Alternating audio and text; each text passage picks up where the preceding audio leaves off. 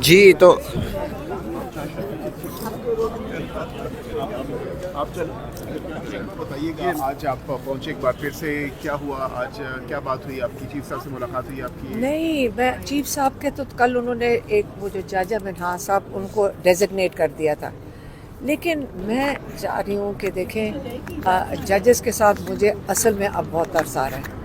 آپ روز کی ذلالت، ایک پولیس والا بھی ان کے ذلیل کر رہا ہے، چیف جسٹس کے 3 رکنی بینچ کو ذلیل کر رہے ہیں۔ میں آپ کو بتا دوں، ہم جیل کے باہر جب کھڑے ہوتے ہیں تو اصل میں ہمارے سے بھی غلطی ہو رہی ہے۔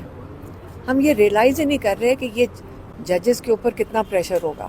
ہمارے سب سے غلطی ہوئی ہے، ہم ججز کو برا بھلا کہہ رہے ہیں، لیکن ان کے ساتھ ہمیں کیا پتہ ان کو کیا تھریٹس ہیں، ان کو کیا مجبوریاں ہیں، بلیک میل، کیا کیا کچھ ہو رہا ہوگا۔ کوئی نارمل انسان اپنی اتنی تذلیل نہیں کراتا، ایک اپنے ادارے کی نہیں کرواتا، اپنی ایک کرسی کی نہیں کرواتا، کیونکہ جو ایک جج ہوتا ہے وہ یہ کرسی لیتا ہے، باقی یہ کرسی کوئی اسٹیٹس سمبل نہیں ہے، یہ انصاف دینے کی ایک بہت بڑی ذمہ داری ہے۔ یہ ایک وہ والی جگہ ہے جب یہ آ کے قاضی بیٹھتا ہے اس کرسی پہ تو اللہ کو کہتا ہے یا اللہ مجھے انصاف دینے کے لیے وہ دعا کرتا ہے کہ میں انسانوں کو انصاف دے سکوں، کیونکہ اللہ کا اس کے اوپر پکڑ بڑی سخت ہوئے گی اگر اس نے انصاف ایمانداری سے نہ دیا۔ اب ایک ایمانداری سے جب انصاف نہیں دے سک رہا تو ہم سب کی ذمہ داری بنتی کہ روز جیل والے بھی ان کا مذاق اڑا رہے ہیں، ان کی توہین کر رہے ہیں، وہ جو کرنل بیٹھا ہے اس کا نام پولیس والے لے دیتے ہیں، تو ہمیں کیا فرق پڑتا ہے؟ ہم تو لیکن ہم غلط کر رہے تھے کہ ہم اڈیالہ کے باہر بیٹھے ہیں۔ ہمیں تو ججز کے ساتھ دینے کے لیے عدالتوں میں بیٹھنا چاہیے، ہمیں ان کو بتانا چاہیے کہ پاکستانی قوم آپ کے ساتھ کھڑی ہے، آپ فکر نہ کریں۔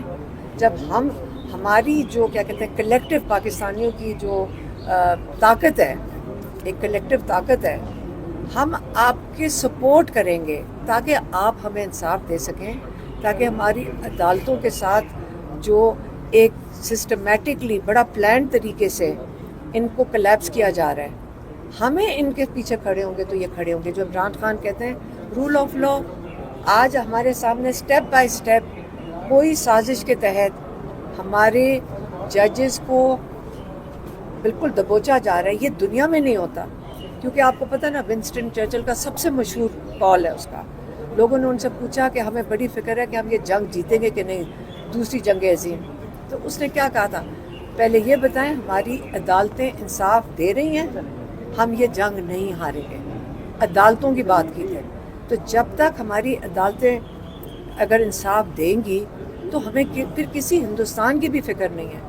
لیکن آج ہمیں اپنے ججز کو سپورٹ کرنا ہے، ہم نے ان کے ساتھ کھڑے ہونا ہے اور ہمیں ان کو پروٹیکٹ کرنا ہے۔ ہمیں کیا پتہ، اگر یہ ہمیں بتائیں کہ ان کے ساتھ کیا ظلم ہو رہا ہے تو ہم ان کو اور پروٹیکٹ کریں گے، لیکن ہم ان کے لیے کیمپین چلائیں گے ان کی حفاظت کے لیے۔ اچھا میم، ایک تو یہ بتا دیں، آپ کے پاس ایک صوبے میں حکومت ہے، ہر اسمبلی میں آپ کا اپوزیشن لیڈر ہے اور حکومتی جو جماعت ہے اس سے زیادہ آپ کے ممبران ہیں، اس کے علاوہ ایک بھوکلا کی بہت بڑی فوج ہے، وہ یہاں پہ آپ کے ساتھ کھڑی ہوتی ہوئی نظر نہیں آ رہی ہے، کیا وجہ ہے؟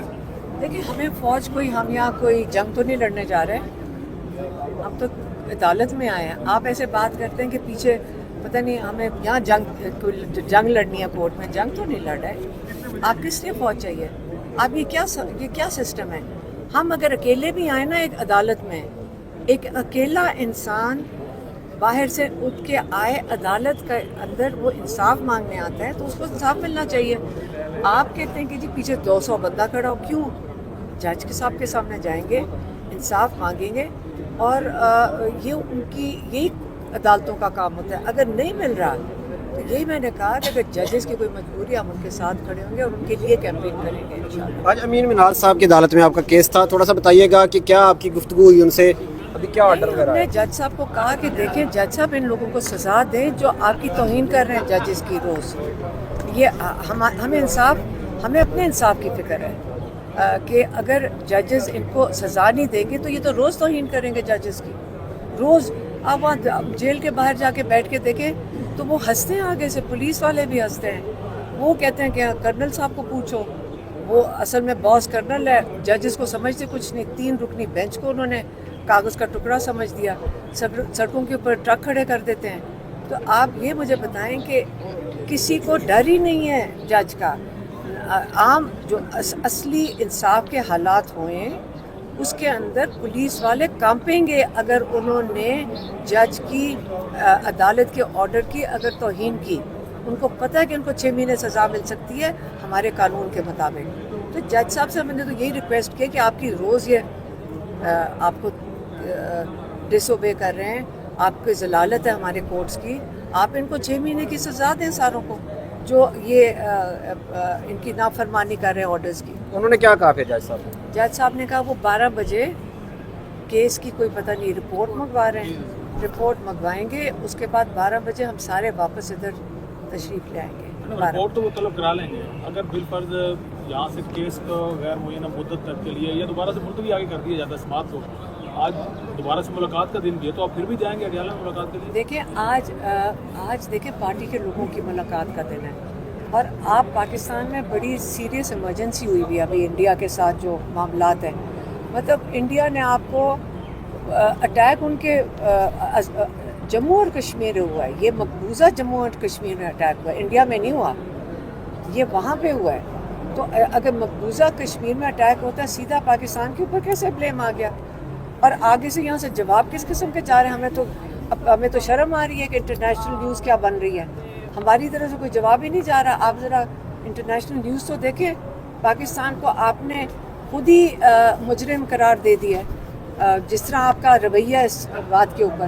اس لیے ابھی کسی صحافی نے پوچھا کہ عمر ایوب صاحب آپ سپورٹ کریں گے پرائم منسٹر, یہ جو پاکستان کا پرائم منسٹر شہباز شریف ہے, یاد رکھیں جب میرا ووٹ بھی نہ یہاں ہو مجھے کس کی فکر ہے یہاں پہ, میں پہلا جہاز پکڑوں گا اور اپنی جہاں میری جائیدادیں ادھر چلا جاؤں گا, میرے تو گھر بار سارا کچھ باہر ہے, تو ان کا پاکستان سے کیا لینا دینا, ان کو کیا فکر ہے؟ اگر ان کو فکر ہوتی یقین کریں صبح فون کرتے اپوزیشن لیڈرز کو, سینٹ کے اپوزیشن لیڈر کو, عمر ایوب صاحب کو, شبلی صاحب کو, ساروں کو بلاتے اور کہتے آپ فوراً جائیں اڈیالہ جیل اور وہاں جا کے کنسلٹ کریں تاکہ ہم نیشنل کنسنسس بلڈ کر سکیں کہ ہماری کیا اسٹریٹجی ہوئے گی.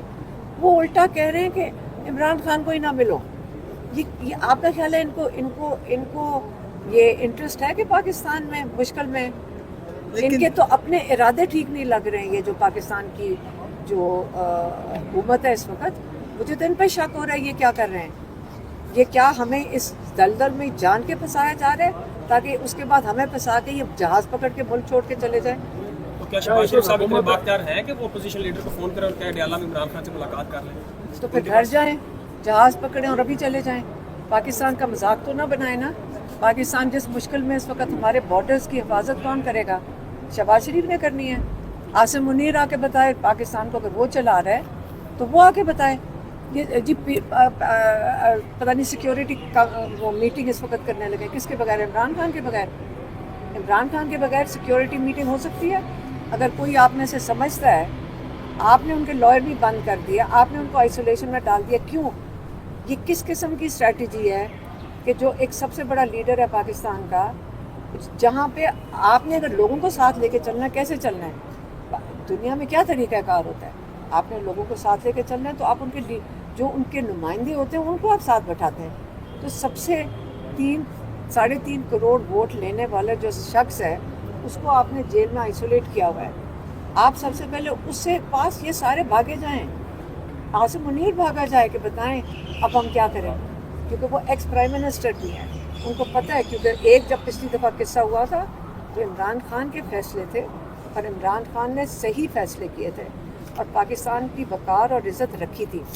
اس وقت یہ سارے بھاگے جائیں یا عمران خان کے پاس اڈیالہ, یا یہاں سے ان کو رہا کروائیں جو اللیگلی وہ جیل میں ہیں, جنہوں نے ان کو رکھا ہوا ہے, اور ان کو لا کر باہر باعزت بٹھا کر ان کے ہاتھ جوڑیں کہ آپ بتائیں ہم نے اپنا ملک کیسے بچانا ہے.